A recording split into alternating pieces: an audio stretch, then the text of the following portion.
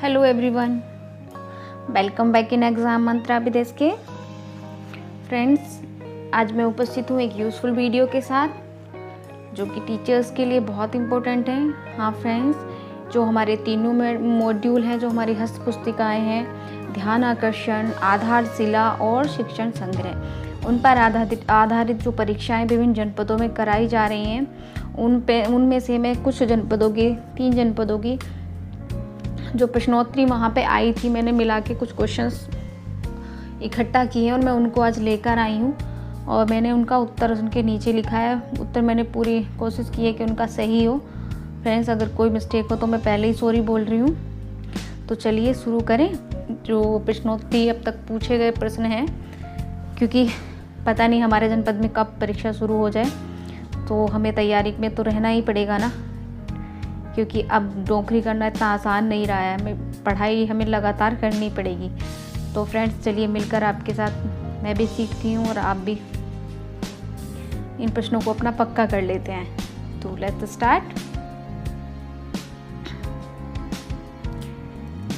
रजनी ने कहा, मैं कैलेंडर देखकर दिन व तारीख बता सकती हूँ, जबकि राजू को घड़ी देखना आता है। रजनी व राजू की दक्षताएं किस कक्षा की हैं? तो फ्रेंड्स, ये कक्षा 4 व 3 की दक्षता है, कैलेंडर देखना और घड़ी देखना। कक्षा 4 की दक्षता कौन सी है? फ्रेंड्स, मैं ऑप्शन नहीं लेके आई हूँ क्योंकि बहुत लेंथी वीडियो हो जाता, इसलिए मैं डायरेक्ट आंसर ही मैं बता रही हूँ ना, इससे कि वीडियो ज़्यादा लेंथी ना हो और आप लोग ज़्यादा बोर भी ना हो। प्रश्न नंबर 4 ये है। नेक्स्ट प्रश्न है, 4 से 6 वाक्यों के संदेश वाले पत्र को बच्चे द्वारा लिखा जाना। ये है कक्षा 4 की दक्षता। नेक्स्ट क्वेश्चन है, कक्षा 3 की दक्षता कौन सी है? घड़ी देखकर समय बताना। किसी चित्र या अनुभव पर 2-3 वाक्य सही लिख पाना किस कक्षा की दक्षता है? सो फ्रेंड्स, ये है कक्षा 2 की दक्षता। कौन सी दक्षता कक्षा 5 की नहीं है? इसमें कई सारे ऑप्शन थे फ्रेंड्स, लेकिन एक ऑप्शन ये था कि बच्चे रेलवे की समय तालिका नहीं पढ़ सकते हैं। तो ये गलत है, क्योंकि कक्षा 5 का बच्चा अच्छे से अनुच्छेद पढ़ लेता है।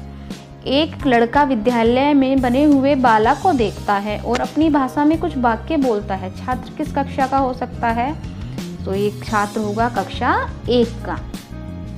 राम ने पाठ्य पुस्तक में दिए गए पाठ को पढ़कर अपनी स्मृति के आधार पर एक अनुच्छेद को अपनी कॉपी में लिखा। इस अनुच्छेद को लिखते समय विराम चिन्हों का भी उचित प्रयोग किया, लेकिन लेखन में कुछ त्रुटियां रह गईं। राम किस कक्षा का छात्र है? सो फ्रेंड्स, ये होगा हमारी कक्षा 4 का छात्र, क्योंकि कक्षा 4 वाले सीख तो जाते हैं लेकिन इतना परफेक्ट नहीं हो पाते हैं।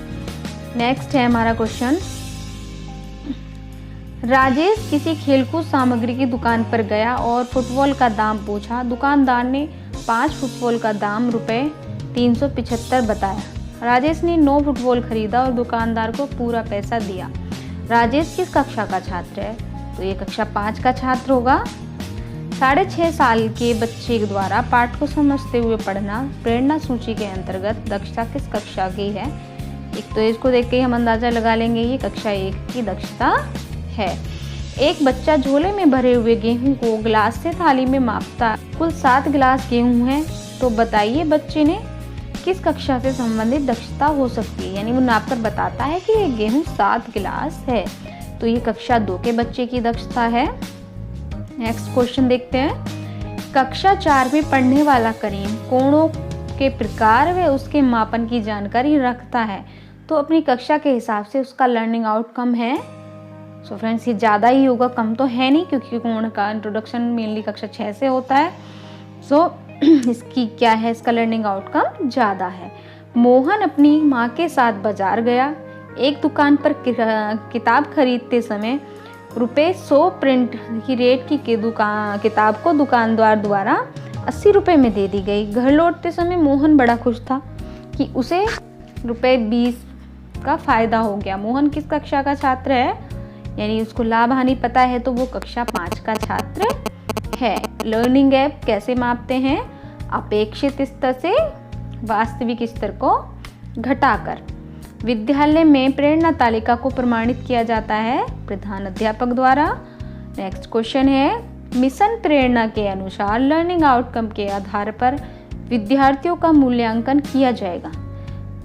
ये तो आप सब जानते ही होंगे, विद्यालयों में छात्रों का मूल्यांकन त्रैमासिक रूप से किया जाएगा। मिशन प्रेरणा का लक्ष्य कितनी कक्षा हेतु किया गया है? ये 5 तक के लक्ष्य हैं, सभी को याद होंगे। कक्षा की मासिक परीक्षा में श्यामा ने कुल 6 प्रश्नों को हल कर लिया। उसमें से 3 प्रश्न जोड़ व घटा के थे, जबकि उसने 2 हासिल वाले प्रश्नों को छोड़ दिया। शिक्षक ने उत्तर पुस्तिका जांच के श्यामा को बताया कि उसने जितने प्रश्न किए थे सभी सही हैं। श्यामा किस कक्षा की छात्रा है?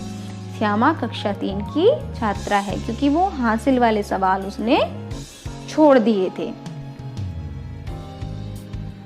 प्रेरक विकास खंड घोषित होने की निर्धारित तिथि क्या है? ये है 26 जनवरी 2021 तक। कक्षा 1 के लक्ष्य प्राप्ति हेतु आकलन किस प्रकार किया जाना है? मौखिक रूप से। राम हमारे विद्यालय का एक होनहार विद्यार्थी है को पढ़ने में कितना समय लगे कि किसी अनुच्छेद को पढ़ने, ये जो सेंटेंस है इसको पढ़ने में कितना समय लगे कि वह कक्षा 2 का लक्ष्य प्राप्त कर ले? तो फ्रेंड्स उसको 24 सेकंड में पढ़ना होगा। प्रेरणा लक्ष्य को प्राप्त किया या नहीं, इसका मूल्यांकन कौन करेगा? तो इसका स्वतंत्र संस्थाएं यानी एनजीओज कर रहे हैं इसका मूल्यांकन। किसी कक्षा शिक्षण के दौरान शिक्षक ने बच्चे से भूगोल शब्द में एक प्रत्यय जोड़ने के लिए कहा। जवाब में बच्चे ने भौगोलिक शब्द बना डाला। यह बच्चा किस कक्षा का है? यह बच्चा कक्षा 5 का है। कक्षा बार व विषय बार लर्निंग आउटकम को परिभाषित किया गया है प्रेरणा सूची में। नेक्स्ट क्वेश्चन है, आधारशिला मॉड्यूल में कुल कितने भाग हैं? तो आधारशिला मॉड्यूल में 6 भाग हैं। शिक्षण संग्रह में भी 6 भाग हैं, जबकि ध्यान आकर्षण मॉड्यूल में 4 भाग हैं। शिक्षण संग्रह मॉड्यूल में कितनी तकनीकियाँ दी गई हैं? 18 तकनीकियाँ दी गई हैं। मिशन प्रेरणा के अंतर्गत कौन सा मॉड्यूल नहीं आता?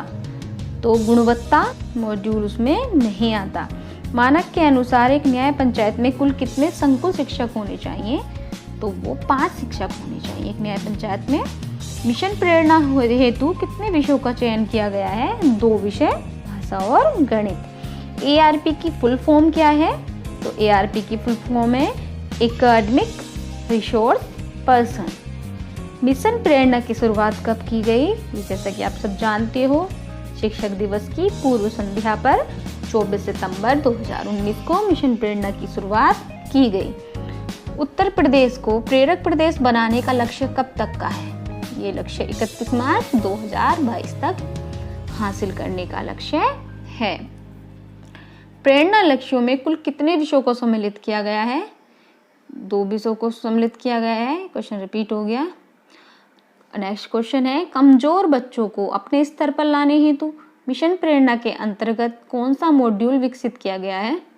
ये ध्यान आकर्षण मॉड्यूल है। नेक्स्ट क्वेश्चन है, मिशन प्रेरणा के लक्ष्य को कितनी भाषाओं में प्राप्त किया जाना है?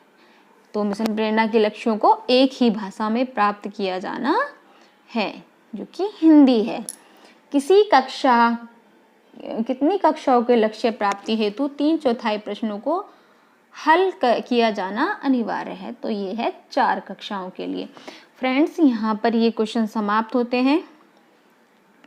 आई होप आप लोगों को पसंद आए होंगे, और जब आपके जनपद में ये परीक्षा होगी तो उसे हल करने में आपकी मदद करेंगे। आगे ही जैसे भी परीक्षाएं होती रहेंगी, मैं इस तरीके के प्रश्न लेकर आती रहूँगी। और मैंने कुछ ध्यान आकर्षण मॉड्यूल, आधारशिला मॉड्यूल और शिक्षण संग्रह पर भी मेन क्वेश्चन बना के एक लिस्ट तैयार की है। मैं उन क्वेश्चनों को लेकर जल्दी आपके पास आऊँगी, और मैं कोशिश कर रही हूँ कि मैं ध्यान आकर्षण, आधारशिला और शिक्षण संग्रह का सार थोड़ा छोटा करके उसको बना सकूं, जिससे कि आप लोगों को समझने में आसानी हो और मैं भी समझ जाऊंगी आपके साथ साथ। तो फ्रेंड्स, मिलते हैं आगे फिर किसी यूज़फुल वीडियो में। तब तक के लिए मेरे चैनल को लाइक कर दीजिए, सब्सक्राइब कर लीजिए अगर पहली बार आए हैं तो, और अगर पसंद आए तो फिर लाइक भी ठोक के ही जाइएगा। मिलते हैं अगली किसी फिर योजना। और फ्रेंड्स, हाँ, एक और बात, आप लोग मेरे को फेसबुक पे भी फॉलो कर सकते हो, इंस्टाग्राम पे भी फॉलो कर सकते हो और टेलीग्राम पे भी फॉलो कर सकते हो एग्ज़ाम मंत्रा विद SK के नाम से। चलिए फ्रेंड्स, मिलते हैं। स्वस्थ रहिए, खुश रहिए। नमस्कार।